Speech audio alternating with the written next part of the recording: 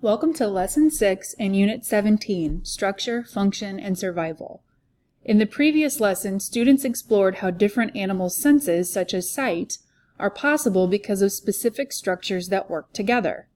In this lesson, students will more deeply explore their sense of sight by using a model. Students figure out that in order for objects to be seen, there must be light. Light travels in straight lines and reflects off of objects into our eyes. This lesson is approximately 2 days. Before doing the Engage activity, setup is required on your part. There are enough materials to set up 6 mystery boxes. For this activity, students will work in groups, and each group will use a mystery box. You will need to fold each box and put 1 plastic tomato inside before closing it. You should also make sure that all 6 flashlights have batteries in them. Batteries are provided inside your kit. Pass out the mystery boxes to the groups of students. One at a time, they will put their finger over the hole on the top of the box, then look in the hole on the side of the box and tell their neighbor what they see. Pass the box to each person in the group and have them look inside. Circulate among the groups and ask them to describe what they see. Seek consensus within the groups. They should notice that they cannot see inside the box because there is no light coming in. Groups should keep the boxes for now since they will be used again in the Explore. Next, tell students to talk with a partner and discuss whether animals and people can see objects in total darkness. Push students to explain why or why not. Students will work with a partner discussing their thoughts and ideas, and then as a whole group, the class can vote yes or no and discuss why they think they are correct. Then have the students shine the flashlight on the top hole in the box and look through the hole on the side in order to see inside the box.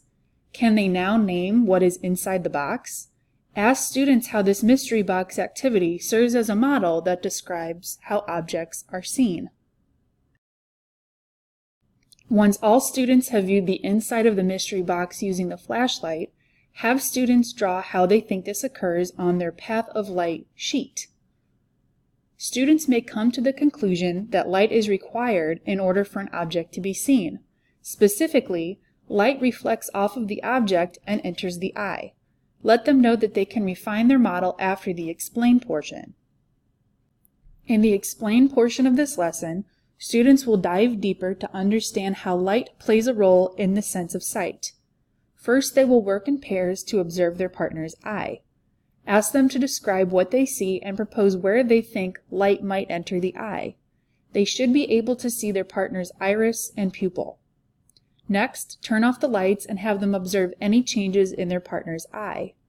They should notice that the pupil appears as a larger black circle when in the dark.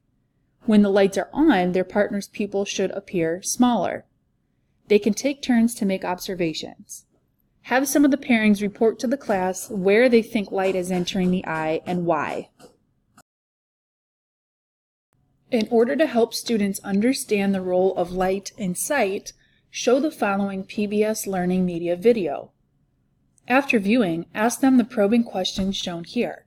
Have students turn and talk, then take a few student responses. At this point, you may wish to revisit the mystery box. Shine the flashlight into the mystery box. Have a student describe how we are able to see the image. Ask the guiding questions shown here. After this discussion, give students time to refine their path of light models from the Explore activity. In the Elaborate portion of this lesson, students will consider if all animal eyes are similar and why certain animals have different adaptations for vision. Have students turn and talk, then take a few student responses. Next, read and display the following conditions for students to discuss: very bright light, dim light, or no light, and seeing underwater. You may wish to show students different types of animal eyes so they can make observations about the different types of eyes.